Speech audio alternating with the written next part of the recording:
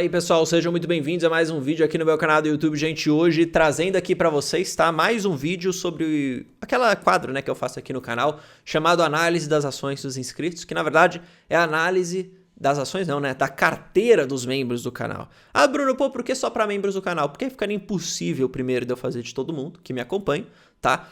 E outra, isso aqui é um benefício para os membros, então o membro basicamente coloca a carteira dele ali no Investidor 10, me manda o link e eu consigo fazer aqui o vídeo para vocês, tá? E cara, a gente passou por diversos episódios já, diversas carteiras montadas com diversos ativos diferentes, concentrações diferentes, mas sempre focado na mesma estratégia, comprar bons negócios. Acho que esse aqui é um legal, tá? E aí a cada carteira que passa é um aprendizado novo pra mim, pra vocês. E eu acho esse quadro aqui muito, muito rico, tá? São poucas pessoas, ou talvez quase ninguém, que faça isso aqui no YouTube. E eu acho que isso daqui é de um ganho muito grande, tá? Porque a gente tá vendo dinheiro de verdade, das pessoas de verdade, montando estratégia de verdade, tá? Isso pode te ajudar a montar a sua carteira. Então deixa seu like, se inscreva no canal, caso você queira ser membro, saiba que um dos benefícios é esse, você poder mandar a carteira aqui para eu fazer um vídeo pro pessoal e para, obviamente, você também assistir, tá bom, gente? Bom, olha só o que é legal aqui de mostrar. Hoje a carteira do Gabriel, tá? É uma carteira de basicamente 27 mil reais, tá?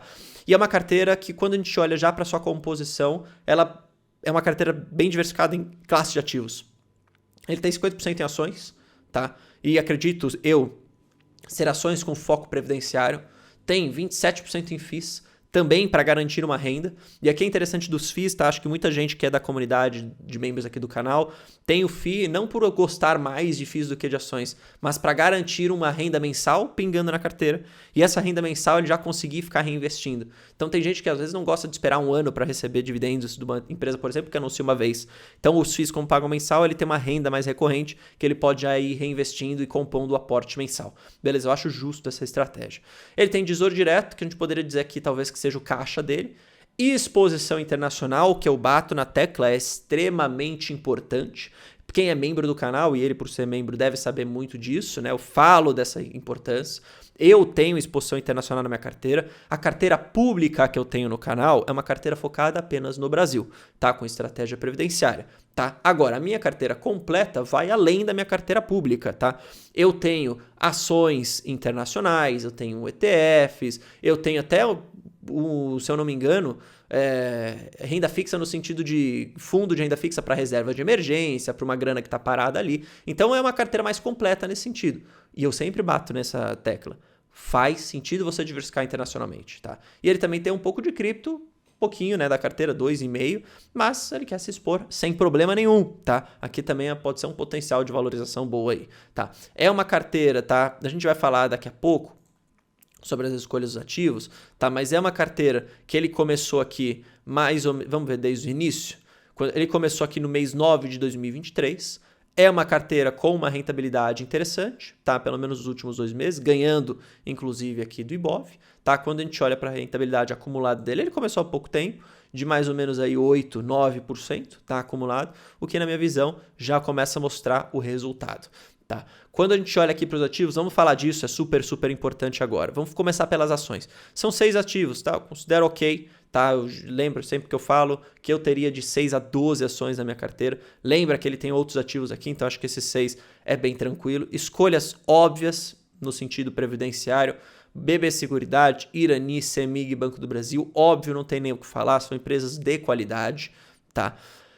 Eu teria só uma mudança que eu faria, eu não teria Unifique, que é uma empresa aqui ligada ao setor de telecom, não acho que paga bons dividendos a ponto de você ter essa empresa na carteira, acho que tem oportunidades mais óbvias em outras empresas, e esse dinheiro, na minha visão, poderia estar aplicado, se você quer manter o setor best, talvez em outra empresa ligada a setor financeiro, por exemplo, ou até mesmo o setor financeiro, ou, volto a falar, que eu acho que tem espaço sempre para um pouco de commodity.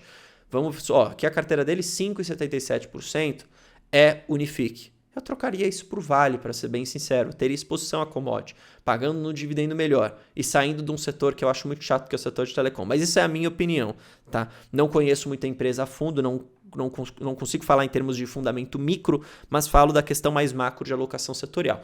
Transação Paulista também sem nada o que mencionar. Quando a gente olha para o preço médio dele, tá?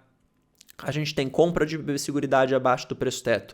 A gente tem Banco do Brasil comprado abaixo do preço teto. A gente tem Transmissão Paulista comprado abaixo do preço teto. Não me lembro de cabeça o preço teto de Irani, Semig e de Unifique eu também não tenho, mas acredito, né, que pela composição aqui da carteira ele está sempre olhando para a nossa planilha de preço teto lá que os membros têm acesso e comprando sempre abaixo disso, que eu acho super interessante. Nos fundos imobiliários, para ser bem sincero, eu acho que aqui já tem um pouco demais, tá? Para ser sincero, acho que 11 FIIs para R$7.000 eu acho um pouco demais. Só que o que eu acho, de novo, gente, não precisa ser o que você vai fazer. Mas por que eu acho demais? Justamente por essa razão aqui, tá?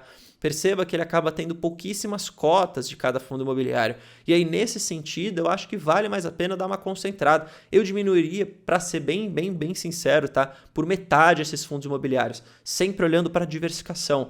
Não se expondo demasiadamente a fundos de papel e conseguindo diversificar, inclusive, entre tijolo e papel e dentro de tijolo entre diferentes segmentos. Então, se ele colocasse aqui 4, 5, quiçá até 6 fundos imobiliários, eu acho que já dá para fazer isso. Eu escolheria aqueles fundos que você mais gosta e, portanto, faria esse aporte. Por exemplo, olha as notas que ele dá aqui, tá? Ele deu 5 para esse fundo e 5 para esse. Cara, se é uma nota 5, por que você não está focando nos 9 e nas nota 8, na nota 10? Tá? Eu acho que essa é a minha opinião aqui, para esse sentido. Daqui a pouco a gente vai ver o gráficozinho de como que esses FIIs eles estão distribuídos. Em cripto, se fosse para ter, eu teria realmente essas duas. São as mais óbvias, tá? Bitcoin e Ethereum. Você não precisa nem ter tanto conhecimento de criptomoeda para se expor nessas empresas, diferentes daquelas altcoins lá que você tem que conhecer o projeto, entender às vezes o cara que está por trás, o que é muito difícil, para ser bem sincero. ETFs internacionais, a maior posição dele, na verdade, está bem distribuído, mas a maior posição dele aqui é o VO, que se expõe a IVVB11. IVVB11 não, desculpa, a S&P 500, que é a mesma coisa do IVVB11 aqui no Brasil, eu acho super interessante. Eu teria praticamente só VO lá fora. Ele tem QQQ, que é um ETF aqui focado em Nasdaq, né, empresa de tecnologia, que se sobrepõe bastante ao VO. Então, se ele tivesse só VO, ele teria exposição a basicamente quase que todas as empresas do QQQ. Não tem problema você diversificar aqui nos ETFs, mas eu daria também, essa que é a minha opinião, um foco sempre maior para o VO. Que aí você está diversificando bem, você está se expondo às 500 maiores empresas dos Estados Unidos, tá? E de novo, lembra a quantidade de capital. Então, se você ficar comprando muita coisa, você vai ter pouquíssimas cotas, quantidade baixa de cada uma das coisas, tá? E eu acho que você, primeiro, precisa diversificar. Não levem isso da forma errada. Você precisa diversificar, mas não tanto assim. Eu acho. Tá? E a diversificação ela vai aumentando conforme você vai aumentando seu patrimônio também. Eu entendo assim, beleza? E tesouro direto aqui, ele tem um tesouro Selic, muito possivelmente ao caixa, e ele tem um IPCA mais 2035 aqui, tá? Que pela marcação ao mercado ele está inclusive perdendo um pouco, tá? Então acho que aí é aquilo que a gente sempre fala. O renda fixa também varia, tá? Então, toma cuidado com isso. Se você não quiser levar até o vencimento, por exemplo, se você quiser sair antes, você tem o efeito da marcação ao mercado. Você pode, inclusive, sair num prejuízo. Quando a gente olha aqui para proventos primeiro, tá? Vamos ver. Lembrando que não é a totalidade da carteira dele que acaba pagando dividendos, tá? Você tem que sempre lembrar isso quando a gente olhar para essa aba aqui de proventos. Vou esperar carregar aqui. Ué, bugou? Não está carregando. Aí, carregou. Beleza, cliquei de novo. Aí, 816 de proventos, tá? Nesse ano de 2024, ele recebeu uma média de R$58 por mês, R$700 ele recebeu até agora. Vamos lembrar que tem bastante empresa ainda da carteira dele. Vide Banco do Brasil, vide Transmissão Paulista, vide BB Seguridade, que ainda vai anunciar bastante nesse ano, tá? Então, eu não diria para você que o dividendo recebido da carteira dele é baixo. Eu acho que ainda tem um pouco a ser... como eu posso dizer, a crescer, mas vamos lembrar que ele não vai ter o dividendo vindo exatamente total aí da carteira dele, porque é uma carteira que tem ETF, é uma carteira que tem cripto, é uma carteira que tem renda fixa, então isso acaba não pagando tanto dividendo, mas eu acho que ele está no caminho certo, para ser bem sincero. Quando a gente olha para os gráficos, primeira coisa, tá? Distribuição da carteira, como eu falei, exposição ao exterior, super bom, positivo pra caramba, pode aumentar um pouco mais, inclusive, tá? Parte de ações, então ele tem basicamente setores best, tirando aqui materiais básicos com o Irani, que não seria best, mas eu acho que, de novo, faz parte de uma carteira previdenciária também. Trocaria Unifique, aqui na parte de telecom, por commodity, tá? Por Vale, por exemplo, tá? Um dos exemplos aqui. A exposição, basicamente, em setor best, de forma prioritária, mostra o foco previdenciário, tá tudo certo. E aqui na questão de FIIs já existe uma certa diversificação, tá? Então você tem fundo de tijolo, tem fundo de papel, tá? E aqui dentro do segmento você consegue ver, ele tem um pouco de logística, ele tem um pouco de shopping, ele tem laje corporativa, então ele já está fazendo teoricamente aquilo que eu entendi que seria o interessante. Diversificar entre papel e tijolo e dentro de tijolo diversificar entre diferentes segmentos. Eu, para ser bem sincero, teria isso. O Fiagro pode manter também, eu acho que é um veículo importante, interessante, apesar de eu conhecer pouco.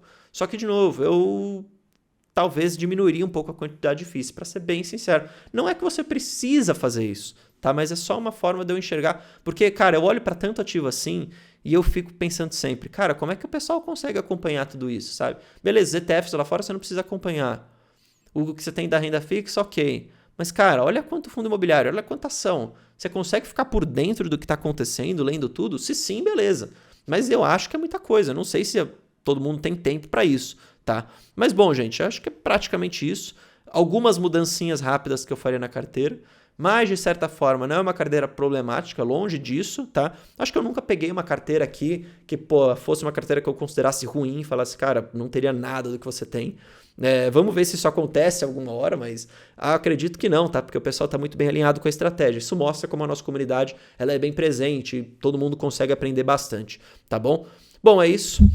Espero que vocês tenham gostado. Gostando, não esqueça do gostei, como eu falei. Se inscreva no canal, seja membro se você quiser e participe também do evento no dia 3, 4 e 5 de junho, às 9 da noite aqui no canal. 3 lives, 3 dias, Desafio da Renda Milionária. Esse é o nome para te fazer e te mostrar como chegar a conquistar essa renda para conseguir viver de dividendos. Beleza? A gente se vê no próximo vídeo. Valeu, falou. Fui.